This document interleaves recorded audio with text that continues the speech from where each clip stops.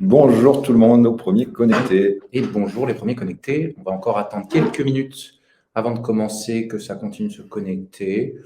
Combien de temps on Il est 18h01, je pense qu'on attend 18h03 peut-être. Très bien. 18h04. De toute façon, un replay sera envoyé évidemment à tous les participants s'ils ont manqué quelque chose. Donc, pas de regret au cas où, si vous manquez ce webinaire exceptionnel.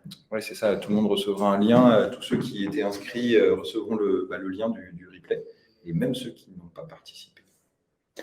On leur accorde quoi, encore une minute? 2 minutes? On n'est pas vache. Exactement. Ok. Donc ça va, ça se connecte bien. Exactement. Donc tout le monde pourra poser les questions et on vous invite à le faire. Le but de ce webinaire, c'est qu'il soit le plus participatif possible. Donc, du coup, vous avez normalement un petit onglet pour poser toutes vos questions auxquelles on essaiera de répondre le mieux possible.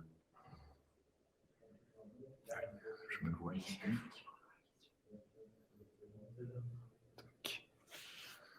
Ok. Il est encore 2. On attend quelques secondes. Oh là là, on a plein de gens qui arrivent. Eh ben, si ça te va, Louis, on avait dit 18h03. On peut commencer. Du coup, bienvenue dans ce nouveau webinaire. Le thème d'aujourd'hui, est-ce le bon moment pour emprunter? L'idée ici, c'est donc de profiter des analyses de Corentin, notre expert en financement, et de pouvoir justement vous parler de toutes ces questions qui vous taraudent à cette fin d'année 2022. Donc, pour nous présenter, moi, je suis donc Louis, je suis relation investisseur, je suis votre premier lien sur Beanstalk. Je vais vous contacter quand vous êtes inscrit afin de convenir d'un rendez-vous et que nous puissions parler de votre projet et pouvoir déjà dégrossir un peu ce projet qui vous anime, de pouvoir vous apporter des premières indications, de vous parler de nos services, bien entendu, et de terminer par une simulation de votre capacité d'emprunt, ce qui fait qu'à l'issue déjà de ce premier rendez-vous, vous aurez de nouvelles informations pour nourrir votre réflexion. Tout à fait, c'est une belle présentation, Louis, je trouve. C'est mon travail. C'est parfait. Du coup, moi, Corentin, on s'était, pour ceux qui sont de nouveau inscrits, on s'était déjà vu lors du webinaire précédent. J'ai changé de compatriote avec moi.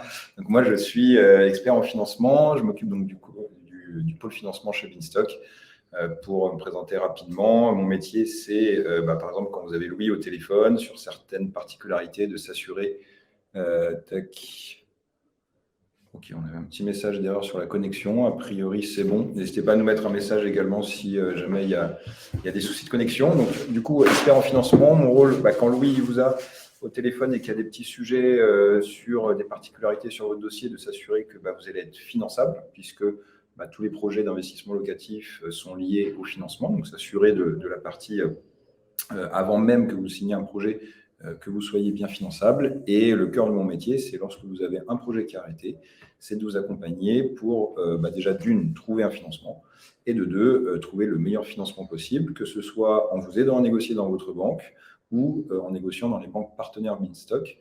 Ça surprend parfois de négocier dans la propre banque du client. Nous, chez Beanstalk, on le fait puisqu'on n'est pas rémunéré par les banques. Donc, pour nous, c'est tout à fait transparent. Le but, c'est que vous ayez le meilleur financement possible dans la banque de votre choix, que ce soit la vôtre ou une autre, tout simplement. Pour ceux qui ne connaisseraient pas encore Beanstalk, pour vous rappeler, nous sommes donc une plateforme spécialisée en immobilier locatif et nous apportons une solution clé en main. L'idée étant de vous accompagner dans toutes les étapes de votre projet. L'idée aussi, c'est donc de vous faire gagner du temps, éviter les erreurs et de rendre l'investissement incroyablement simple. Donc, vous aurez une assistance aussi bien de la chasse immobilière jusqu'à la gestion locative, en passant par l'assistance juridique, le courtage avec l'expert financement ici présent et évidemment sur les travaux. Donc, pour une présentation succincte de Beanstalk, voici. On va pouvoir commencer. Parfait. Donc, cette grande question, est-ce le bon moment pour emprunter? Nous avons ciblé 3 sous-questions qui vont nous permettre déjà d'y répondre. N'hésitez pas également dans les commentaires à nous envoyer vos questions pour qu'on puisse y répondre au fil de l'eau. Oui, c'est ça, parce que c'est un sujet brûlant, Louis, en ce moment.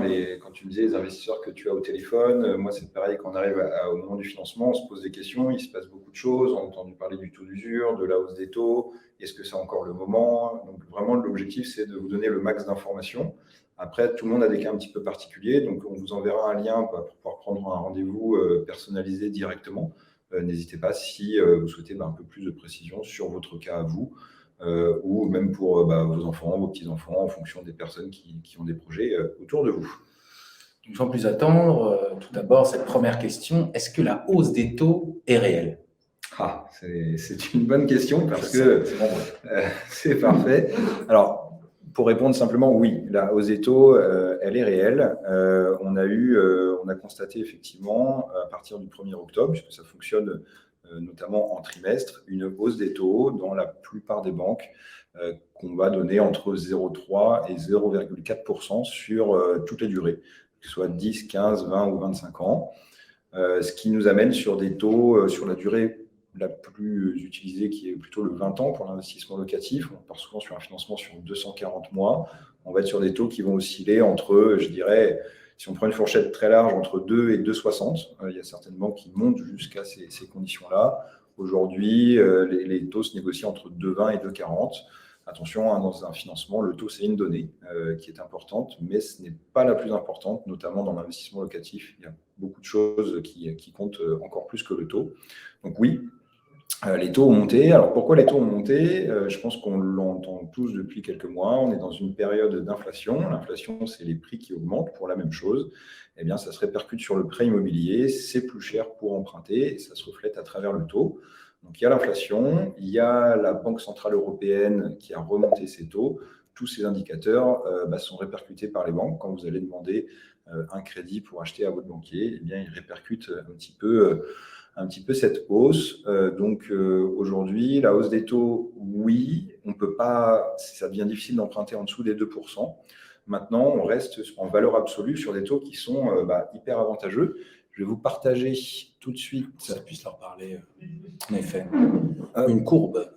Exactement. Alors, c'est la première fois que je le fais, donc je partage mon écran. Hop. Allez, on va partager tout l'écran ici. Alors, autoriser le partage de l'écran. Le partage d'écran. D'accord. Alors, pour l'instant, il ne veut pas. Je retente une dernière chose. Ce sont les aléas du direct, mon cher Quentin. Exactement. Sinon, c'est pas drôle comme ça. Non, il ne veut pas. Alors, apparemment, on a trop de protection aujourd'hui chez Beanstalk pour partager des données de notre PC. Ce que je voulais vous partager, on vous l'enverra en lien ensuite, c'est effectivement l'évolution des taux des crédits immobiliers aux particuliers sur le marché français depuis les années 2000 jusqu'à aujourd'hui, où si je dois vous la schématiser, ça fait ça remonte un petit peu et ça descend pratiquement à 1% et ça remonte légèrement. Globalement, sur 20 ans, on est passé de 6% en taux moyen, ça a évolué aux alentours des 4, 5%, et puis ça a chuté ces dernières années. Et là, on remonte sur des taux aux alentours des 2%. Donc, je vous dis, oui, il y a une remontée, mais en valeur absolue, on reste 3 fois inférieur par rapport aux taux qui étaient pratiqués il y a seulement 20 ans. Nous vous partagerons en commentaire cette courbe, puisque nous avons un dossier technique, donc on vous enverra le lien pour que vous puissiez constater par vous-même. Du coup, il y a quelque chose de très actuel récemment. On a beaucoup parlé du taux d'usure. On nous a parlé de la hausse du taux d'usure et depuis, ce taux a été rehaussé. Du coup, c'est quoi l'impact de cette hausse de taux d'usure? Et peut-être pour ceux qui ne savent pas ce que c'est, éventuellement nous refaire une petite définition ou une vulgarisation si c'est trop compliqué éventuellement. C'est super simple. Le taux d'usure, qu'on a tous entendu dans les journaux, en fait, c'est un taux plafond au-delà desquels les banques n'ont pas le droit de prêter. En fait, c'est pour protéger un petit peu l'emprunteur des abus bancaires, notamment, qui pourraient proposer des taux délirants sur certains profils, et également pour protéger les personnes, les emprunteurs de l'inflation. Donc aujourd'hui, le taux d'usure, il est défini par la Banque de France tous les trimestres, au-delà desquels les banques n'ont pas le droit de prêter. Dans ce taux d'usure, vous avez tous les frais d'un prêt immobilier. Vous avez les intérêts, l'assurance emprunteur, les frais de dossier, les frais de garantie, les honoraires du courtier si vous passez par un courtier. Pour rappel, comme je disais tout à l'heure, chez Beanstalk, on ne vous prend pas d'honoraires supplémentaires, donc ce ne sont pas nos honoraires d'accompagnement sur le financement qui pourraient bloquer votre prêt. Là-dessus, il n'y a pas de frais supplémentaires à prendre en compte. Donc le taux d'usure, le trimestre précédent, il était à 2,57 maximum sur les prêts de 20 ans ou plus.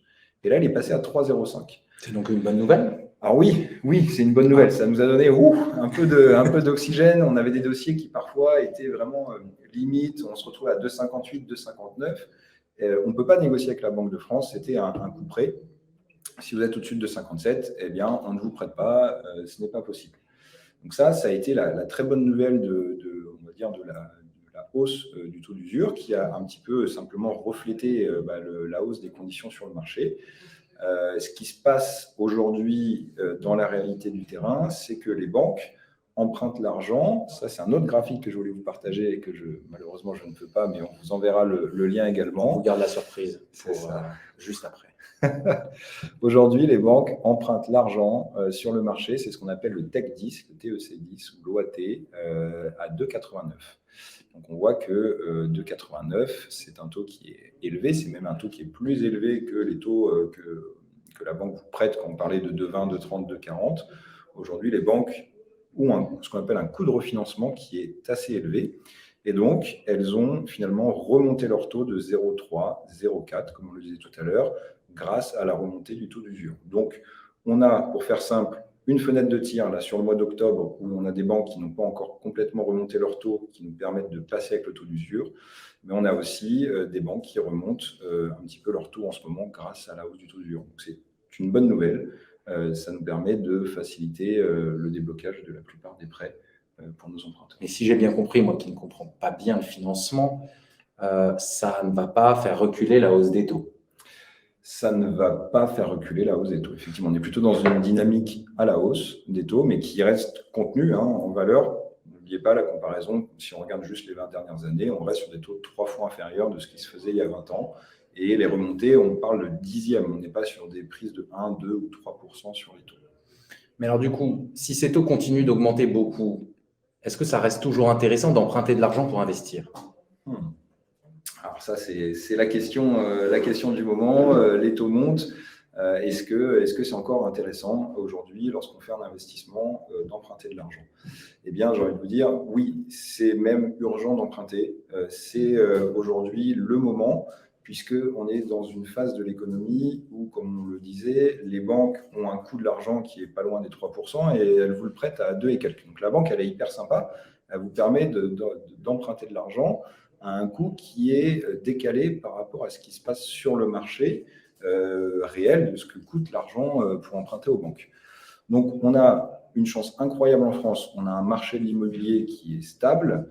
On a des banques qui nous permettent d'emprunter de l'argent moins cher que dans tous les autres pays du monde et avec cette protection. En fait, le taux d'usure, Louis, c'est un peu comme le bouclier énergétique contre les évolutions du prix de l'énergie. Là, sur les taux d'emprunt immobilier, s'il n'y avait pas ce taux d'usure, les taux seraient déjà bien trop élevés. Donc aujourd'hui, profitez du fait que la banque elle est sympa de vous prêter de l'argent malgré qu'elle en perde sur votre investissement. Donc pour moi, c'est urgent d'emprunter puisque au prochain trimestre en 2023, on sait que les taux ne vont pas baisser puisque la dynamique est plutôt à la hausse sur l'inflation et le nouveau taux d'usure sur le début de l'année 2023 sera lui aussi relevé, peut-être à 3,40, peut-être à 3,50. Donc si vous souhaitez investir, développer votre patrimoine, créer de nouveaux revenus, eh bien, c'est le moment d'utiliser cet effet de levier du crédit immobilier. Si je comprends bien, c'est donc le moment de s'inscrire pour pouvoir convenir d'un échange avec moi. Exactement. Déjà, de vérifier que tu peux emprunter, que c'est possible selon tes capacités d'emprunt, avec la mise à jour des conditions. N'hésitez pas à discuter avec lui, il est hyper rigolo, il fait plein de blagues en plus. Non, pas du tout. C'est pas vrai. Mais... Donc vraiment, ce rendez-vous n'est pas engageant, il est gratuit, il vous permet d'apprendre beaucoup de choses sur l'investissement, sur vos capacités, c'est hyper personnalisé. Donc on vous invite vraiment à contacter Louis ou un de ses collègues qui sont un peu sympas aussi à ce moment-là. Peut-être moins, mais bon, il se débrouille. Et il faut se rappeler une chose, et ça Louis vous l'expliquera très bien, c'est que quand vous faites un investissement locatif, tout à l'heure je vous disais le taux c'est pas le plus important, ce qui va compter c'est d'avoir un prêt sur une durée longue avec un apport faible ou du moins raisonnable. Pourquoi ? Parce que aujourd'hui, tous les intérêts d'emprunt vont être déductibles fiscalement dans le cadre de l'investissement locatif avec le statut LMNP. Donc aujourd'hui, on va payer un petit peu plus d'intérêts, mais ça nous permet de les déduire de nos impôts. Donc finalement, il y a une bonne nouvelle qui se cache derrière ça. Et puis, il ne faut pas oublier que dans l'investissement locatif, dans tous les biens que l'on propose qui sont ultra rentables, c'est le locataire qui va payer en grande partie la mensualité et les intérêts. Parfois, il paye la totalité, parfois, il faut mettre un petit complément, mais globalement, c'est le locataire qui va payer une grande partie de ce que vous devez rembourser à la banque. Puis il y a une dernière chose. Moi, ce que je me demandais du coup à ce sujet, c'est peut-être idiot, mais moi je me dis, si les taux augmentent, ça va réduire en fait l'investissement, les gens seront peut-être plus frileux, et si on investit moins, du coup, le prix de l'immobilier risque de chuter. C'est en tout cas ce que j'ai comme question lors des premiers rendez-vous. Et justement, tu as un avis sur la question qui va les intéresser. Alors, OK. Donc, on peut se dire, effectivement, c'est un raisonnement qui est hyper logique. La loi un petit peu de l'offre et de la demande, de se dire, si les taux ils augmentent, le prix de l'immobilier, lui, va baisser, puisqu'on a moins d'investisseurs qui vont pouvoir acheter. C'est bien ça que… C'est ça. En tout cas, ça me paraît être un mécanisme assez… Ouais, c'est exactement ça. Alors, déjà, personne ne peut prédire l'avenir.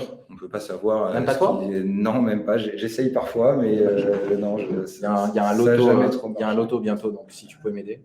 On va cocher des chiffres ensemble à ce moment-là. Globalement, c'est dur de savoir. Ce que l'on sait, c'est qu'aujourd'hui, on est dans une période d'inflation. On peut contracter un crédit qui a une dette qui est fixe. Vous payez tous les mois la même chose pendant 20 ans. Vous allez avoir des loyers qui, eux, vont augmenter grâce à l'inflation. Globalement, vous avez une charge qui reste linéaire et vous avez des revenus qui vont augmenter et qui, en plus, ne génèrent pas d'impôts. Si on regarde un peu en arrière sur le marché français, dans l'immobilier, globalement, l'immobilier a toujours été une valeur refuge. Les Français ont cette appétence à devenir propriétaires, contrairement à d'autres pays qui sont plutôt locataires. En France, on a une grande part de propriétaires. Je pense qu'on a tous entendu dans notre famille, nos parents nous dire investis dans la pierre et c'est quelque chose qui tiendra toujours. Même si, imaginez, vous faites un prêt sur 20 ans, au bout de 20 ans, vous n'avez plus de crédit, le bien, il est à vous. Si vous l'avez acheté 200 000 et même s'il valait 180 000 au bout de 20 ans, vous avez quand même un bien qui vaut 180 000 euros que vous pouvez revendre, sur lequel vous n'avez plus de crédit, ou vous le conservez et vous avez des revenus complémentaires pour votre retraite ou quoi que ce soit. Donc, pour moi, cette baisse des prix, déjà, elle n'est pas tout à fait effective. On voit des petites variations. Il y a des articles qui passent avec le prix à 10 000 euros du mètre carré atteint à Paris. Alors oui, mais les variations sont hyper minimes. On n'est pas sur une dévaluation de 30%. Aujourd'hui, on a également un contre-argument à cette baisse des prix qui est que lorsqu'on est en période d'inflation, eh bien, logiquement aussi, les salaires devraient être revalorisés dans la plupart des branches. On a Total en ce moment qui, c'est un sujet chez Total, les employés font grève pour demander une augmentation de salaire. Alors, on est OK ou pas, mais en tout cas, c'est leur revendication. Donc, si on a une inflation, tout coûte plus cher, on devrait arriver dans certaines branches à une augmentation des salaires et donc une augmentation du pouvoir d'achat, ce qui limiterait la baisse du prix de l'immobilier. Donc, en fait, il y a beaucoup de paramètres qui viennent un petit peu casser cette logique hyper mathématique de hausse des taux, baisse du prix de l'immobilier, comme on peut l'imaginer. En tout cas, on le constate pas encore. Donc, cette logique simpliste est plutôt du coup à pondérer avec d'autres facteurs. En tout cas, c'est multifactoriel. Exactement. Et on n'a pas de boule de cristal. Mais en tout cas, ce que tu me dis, c'est que quoi qu'il se passe, en tout cas en France, ça reste toujours un bon moment pour investir et ça reste un bon investissement qui est à la fois du coup sécurisant, mais à la fois rentable. Exactement, c'est super rentable aujourd'hui d'investir dans l'immobilier. Je pense que si vous demandez aux gens autour de vous qui l'ont fait, je ne pense pas qu'ils regrettent leur investissement. Et on a également des choses que l'on ne maîtrise pas, qui peuvent être les aides de l'État, des choses qui peuvent être mises en place pour contrer cette inflation, cette baisse des prix, qui va être notamment le prêt à taux zéro qui va revenir en force. Aujourd'hui, on a une hausse des taux, mais en France, on a toujours le droit, dans certains cas, à un prêt à taux zéro, qui c'est plutôt pour la résidence principale, mais il va prendre encore plus d'importance si on se retrouve avec des taux à 3 ou 3,5, comme certains le prédisent pour 2023. Eh bien, quand on a un prêt à taux zéro en face, que quand on était sur des taux immobiliers à 1%, le prêt à taux zéro, là, il est encore plus intéressant quand les taux montent. Et il y a également des projets qui sont déjà sur la table, des amendements qui sont déposés auprès de l'Assemblée, notamment sur revenir sur une déduction des intérêts d'emprunt également pour la résidence principale, ce qui était le cas sous Sarkozy notamment. Aujourd'hui, c'est quelque chose qui est remis dans un cadre particulier. Ça serait pour les primo-accédants notamment, à condition d'avoir un logement qui n'est pas une passoire thermique. Il y a certains critères, mais voilà, pour essayer de donner un petit peu de contexte et d'information. Aujourd'hui, on ne peut pas prédire l'avenir et il y a beaucoup de paramètres qui sont liés. Donc, Si vous pensez qu'investir dans la pierre, c'est quelque chose qui est intéressant, c'est d'autant plus le moment de vous y intéresser, de prendre les informations et surtout de bloquer aujourd'hui des taux qui restent en valeur hyper intéressants. Et puis surtout, n'hésitez pas à venir en discuter en direct avec nous, justement, pour qu'on puisse approfondir même un cas particulier. Du coup, on va en profiter là pour répondre à quelques questions. Corentin. On en a une première de Gérard Pujares, un nom qui sonne espagnol, ça me parle bien. Monsieur venant de Barcelone. Exactement. Donc, la durée maximale pour rembourser le crédit est de 20 ans, point d'interrogation. 25 années, c'est impossible? Alors, tout est possible, Gérard. Tout va dépendre de beaucoup de paramètres. On ne va pas les détailler forcément ici. On pourra en parler en direct.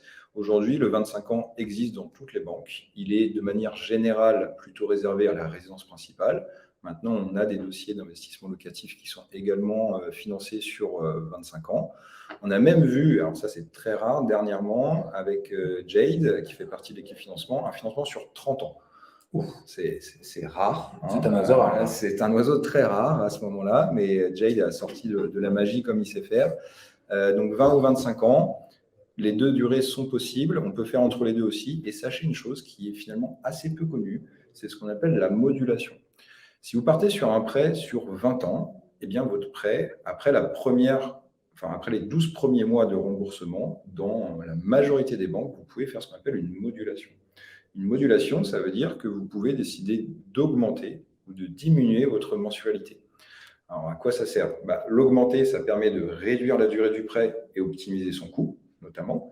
Et si au contraire, vous souhaitez baisser votre mensualité, vous pouvez rajouter en général 2 ans sur la durée du prêt.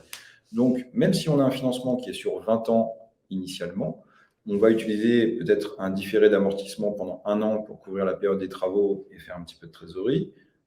Une modulation de 2 ans, ça veut dire qu'on rajoute 3 ans à la durée initiale du prêt. Donc, on se retrouve d'un prêt de 20 ans à 23 ans. Donc, voilà, je vous donne des petites pistes de réflexion. Je suis ravi d'être venu, parce que du coup, j'en apprends également. J'ai vraiment bien fait d'assister à ce webinaire. On discutera de tes investissements et de tes financements. Magnifique. J'espère avoir répondu à vos questions, Gérard. Alors, on va en prendre une autre. Je te laisse en choisir une, là, trier un peu sur le volet. Alors, on peut les faire dans le sens. Tac. OK. Est-ce qu'on va, donc de Marc, est-ce qu'on va arriver sur des taux à 4% comme aux États-Unis? Est-ce que ça va mécaniquement faire baisser l'immobilier? Du coup, je suppose le prix de l'immobilier. Oui, je pense que c'est ce que veut dire Marc. Alors, ça rejoint un petit peu la dernière question que m'a posée Louis. Aujourd'hui, les taux à 4, on ne sait pas. On ne sait pas où est-ce qu'on ira. Aujourd'hui, on sait qu'on est plutôt entre 2 et 2,50 globalement. Pas mal d'indicateurs nous laissent penser qu'on pourrait monter jusqu'à 3,5. Alors, pourquoi on dit 3,5? Aujourd'hui, si on regarde, comme on le disait tout à l'heure, les banques empruntent l'argent à 2,89%. 2,89, c'est le coût auquel la banque emprunte l'argent pour la revendre à son client. Donc, la banque, elle a besoin de faire sa marge. Donc, de 2,89 à 3,50, c'est une marge de 0,6-0,7 qui est la marge classique. Ça, c'est ce qu'on peut imaginer avec les chiffres actuels et faire baisser les prix de l'immobilier. Personnellement, j'en suis pas vraiment convaincu. Maintenant, personne n'a une boule de cristal et on a donné 2-3 éléments de réponse juste avant. J'en ai une autre de Pierre. Y a-t-il une différence de taux entre un projet locatif et un projet de résidence principale? Non. Sur le... on a un petit souci. On est revenu.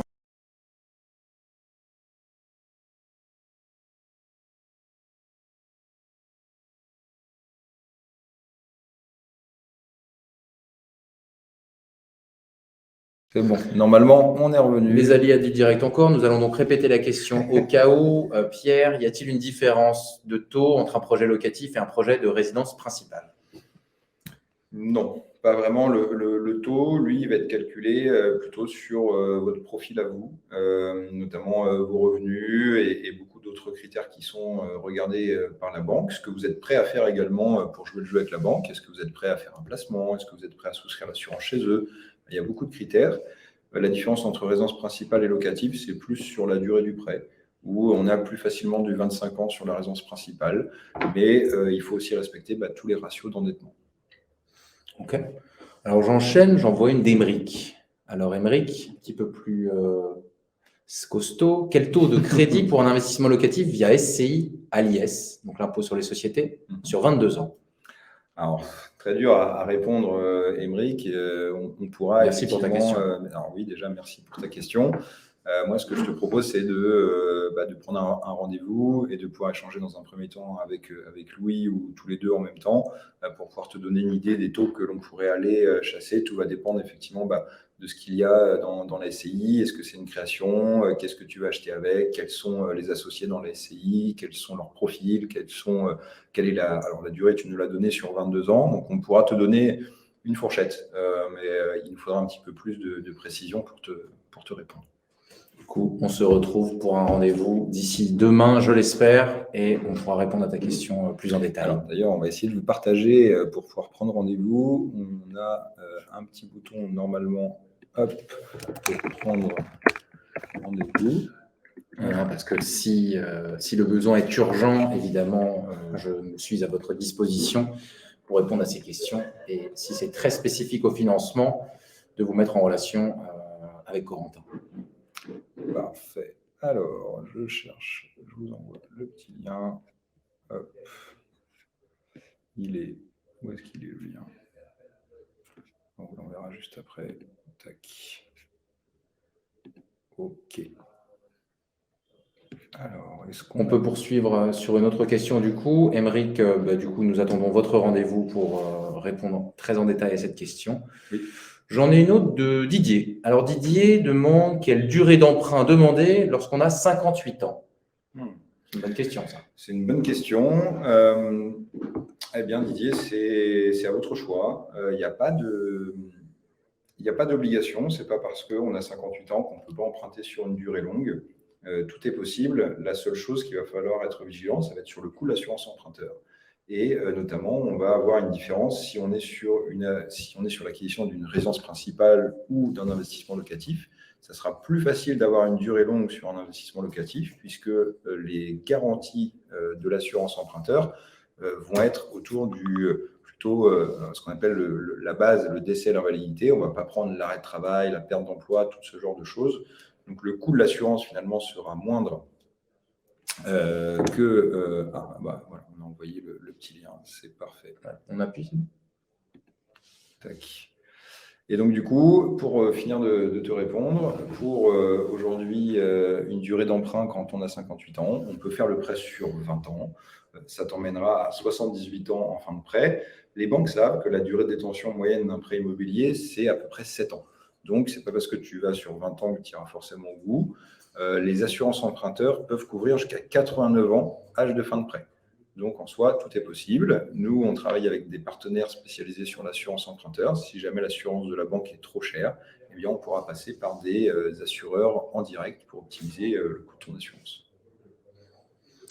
On peut encore enchaîner un petit peu. J'en ai une d'Anaïs. Quel est le laps de temps minimum pour enchaîner 2 crédits? Par exemple, si je souhaite enchaîner 2 projets d'investissement. C'est une très bonne idée. C'est une très bonne idée, surtout en ce moment, il est temps de se protéger grâce à ces investissements. Alors, tu as 2 possibilités, vous avez 2 possibilités, Anaïs, pardon, je me mettais à vous tutoyer. Soit vous pouvez mener les 2 directement, si ça rentre dans votre capacité d'emprunt, on peut tout à fait faire les 2 projets en même temps. Il y aura 2 prêts. Les banques font un prêt par objet, donc on ne va pas faire un prêt pour 2 appartements ou 2 maisons, on aura juste 2 financements. On peut tout à fait les faire de manière concomitante, il n'y a pas de problème pour ça.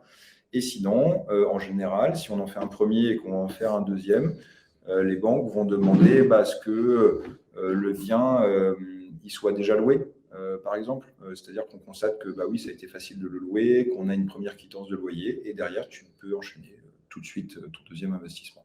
Mais super, j'allais dire, parce qu'Anaïs te disait que tu pouvais la tutoyer. Ah, c'est vrai, merci Anaïs. C'est très bien. Chez Vinsoc, on a tendance à on se tutoie tous entre nous, avec les clients également assez facilement. Et on préfère toujours vous voyer au début par réflexe, par politesse, par politesse également. Mais si vous voulez qu'on vous tutoie, évidemment, on sait très bien le faire, ça. Alors, j'en ai une de Maxime. Maxime, peut-on espérer une plus grande flexibilité d'obtention de prêts dans le futur, malgré la tendance négative?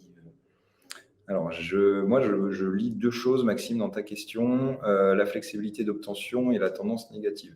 La tendance négative, je pense que tu entends par là la hausse des taux, qui est quelque chose qui est plutôt négatif, on va dire, on peut l'entendre comme ça.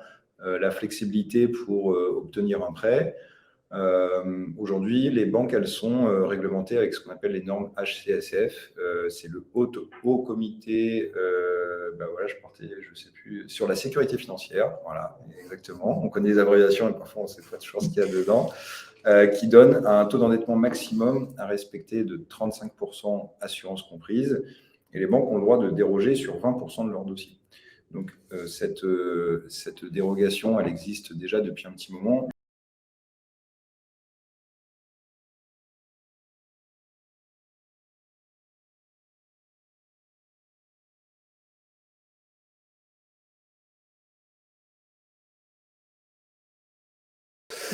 De retour, encore voilà. un nouvel aléa du direct. Voilà, c'est toujours les risques de ne pas préenregistrer, mais voilà, c'était sans filet, on a pris ce risque-là. Donc Maxime, pour reprendre sur sa question. Oui, donc la grande flexibilité, pour moi, les conditions aujourd'hui qui ont été mises en place par le Haut Comité de la sécurité financière, c'est pour éviter des crises comme on a connu aux États-Unis en 2008, c'est pour éviter des abus. Donc, je ne suis pas sûr qu'on ait une plus grande flexibilité sur la dérogation des taux d'endettement, mais encore une fois, on n'en sait rien. Peut-être que si les taux remontent, l'Assemblée ou du moins ceux qui nous gouvernent vont décider d'assouplir un petit peu les règles pour que les gens puissent accéder plus facilement au crédit. Mais ça, encore une fois, on ne peut pas le savoir aujourd'hui. On verra ce qui nous attend l'année prochaine. Alors, on a encore une...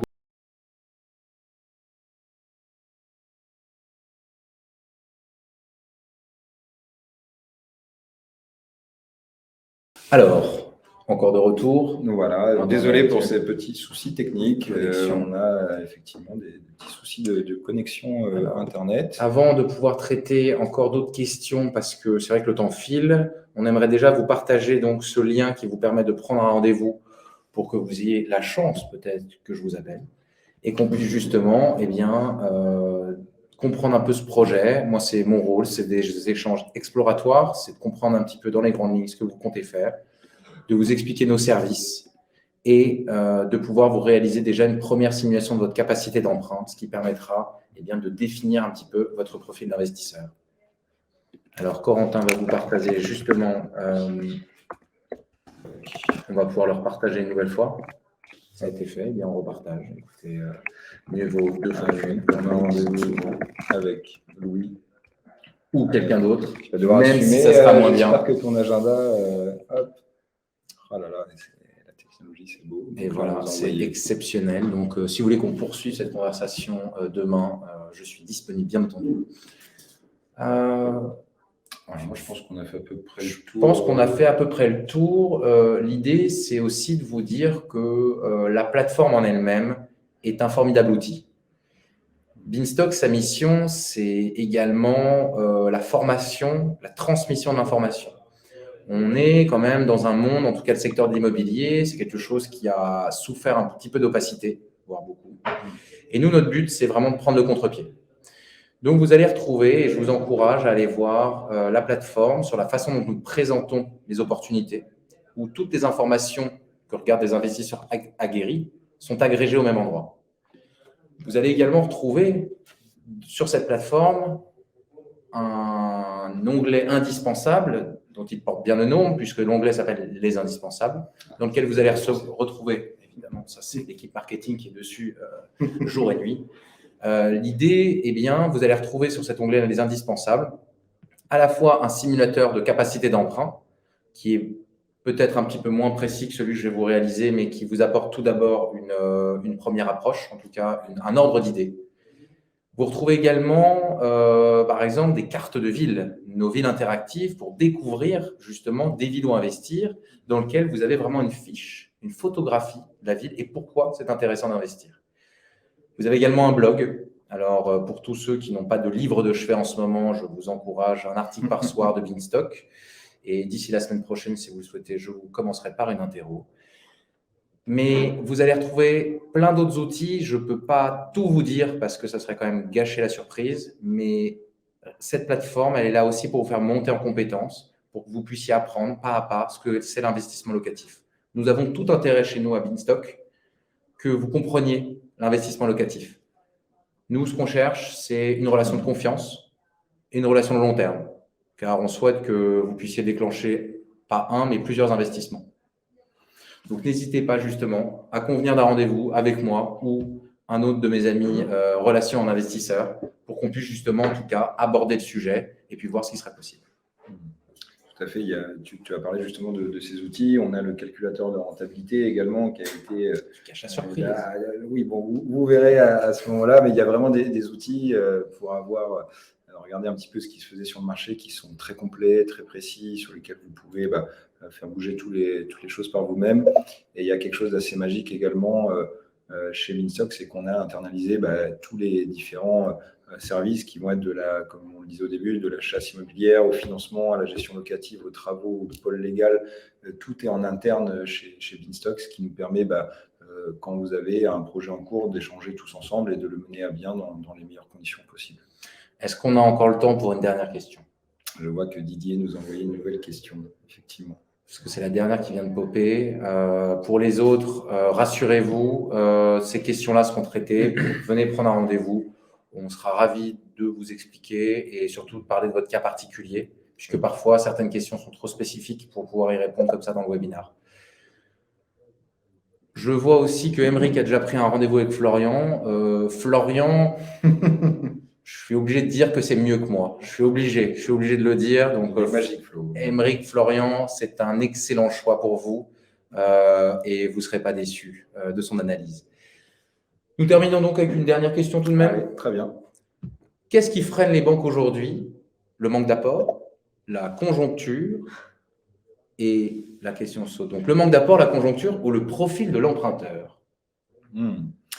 Alors, vaste question. Vaste question, Didier. On va rajouter une demi-heure à ce webinaire pour répondre Stay tuned. à tout. Globalement, pour te répondre de mon point de vue, en tout cas, puisque ce ne sera peut-être pas le même pour tout le monde, qu'est-ce qui freine les banques aujourd'hui? Eh bien, tout simplement, quand elles vous prêtent de l'argent, à l'instant T, elles perdent de l'argent. Donc déjà, imaginez une entreprise qui, lorsqu'elle fait un contrat avec son client, elle sait qu'elle est en marge négative. Donc forcément, elle ne prête pas à tout le monde, elle va regarder ce qu'elle peut le mettre à côté, notamment l'assurance emprunteur, les frais de dossier qu'elle va prendre, les ouvertures de compte, le potentiel que vous pouvez avoir pour faire d'autres investissements. Donc déjà, ce qui la freine aujourd'hui, c'est qu'elle est bloquée avec le taux d'usure, elle ne peut pas prêter au taux qu'elle voudrait prêter et l'argent lui coûte plus cher. Donc ça, c'est le premier frein. Maintenant, pour les dossiers où elle a quand même envie d'accompagner ses clients, parce que les banques ne vont pas arrêter du jour au lendemain de prêter de l'argent, ça mettrait un arrêt à l'économie au global, puisque à travers un prêt immobilier, il y a tellement de secteurs d'activité qui travaillent autour de l'immobilier en France. On sait qu'elles n'arrêteront pas. Aujourd'hui, le manque d'apport, non. Dans l'investissement locatif, alors il faut toujours avoir un petit peu d'apport quand même, mais on ne va pas vous demander de mettre 40 ou 50% d'apport. Alors, je dis 40 ou 50, ça paraît peut-être extrême, mais ça ne l'est pas. Comme on le disait tout à l'heure, moi, je travaillais à Barcelone avant, où ces niveaux d'apport, même pour un Espagnol qui achète sa première résidence principale, il ne sera peut-être pas à 50%, mais pas loin des 30-40% d'apport à mettre. Donc, aujourd'hui, on a des niveaux d'apport. Si vous avez à peu près 10% du projet, aujourd'hui, c'est déjà un apport qui est très bien et qui vous permet d'ouvrir les portes de toutes les banques. Il y a même des banques qui prêtent encore sans apport, mais ça reste à la marge. Donc, globalement, c'est vraiment la conjoncture qui fait que les banques freinent un petit peu plus que le manque d'apport ou le profil du client. Donc, ce que tu dis, ça reste quand même donc une chance d'être en France et de pouvoir investir dans l'immobilier, puisque contrairement à nos voisins espagnols, on ne demande pas des garanties supérieures avec un apport extrêmement important. Oui, et puis en Espagne, pour l'avoir vécu, les taux, déjà, on demande beaucoup d'apport. Les taux, ils vont être peut-être fixes pendant 3 ou 4 ans et ils deviennent variables par la suite. Vraiment, il faut se rendre compte de la chance que l'on a aujourd'hui sur, le marché de l'immobilier en France et également sur les conditions de financement. C'est vraiment différent du reste. Et vous pouvez renseigner par vous-même, vérifier ces infos directement, que ce soit, nous, on a étudié le marché allemand, italien, espagnol, anglais, États-Unis. Tout à l'heure, on a eu un commentaire, on nous disait que c'est déjà à 4%. Donc, effectivement, on a beaucoup de chance d'être d'être français. Exactement. Bien cocorico. C'est ça, exactement. Est-ce que ce serait le mot de la fin? Moi, Eh bien, j'ai une réunion dans exactement 4 minutes avec un futur investisseur, justement, qui a pris un rendez-vous. Donc, je vais devoir bientôt vous laisser pour pouvoir justement répondre à ces questions et l'orienter au mieux. Parfait. Merci beaucoup à tout le monde qui s'est connecté, Merci. de vos questions. Navré pour celles auxquelles on n'a pas pu répondre. Mais encore une fois, venez nous les poser en direct. On sera ravis. On passera un très bon moment. Comme vous voyez, c'est pas triste. Exactement. Et voilà, notre but de toute façon, c'est de pouvoir vous aider au mieux et vous permettre d'investir de façon extrêmement simple. Alors, Philippe, parfait, on t'a déjà répondu. Merci Eh bien, pour écoutez, vos retours. merci Philippe. J'espère qu'on sera amené à se parler. Anaïs, merci également. Pour les autres commentaires, super. Écoutez, je vous laisse. J'ai rendez-vous. Allez, on y va. Ça n'attend pas. Au revoir tout le monde. Bye bye.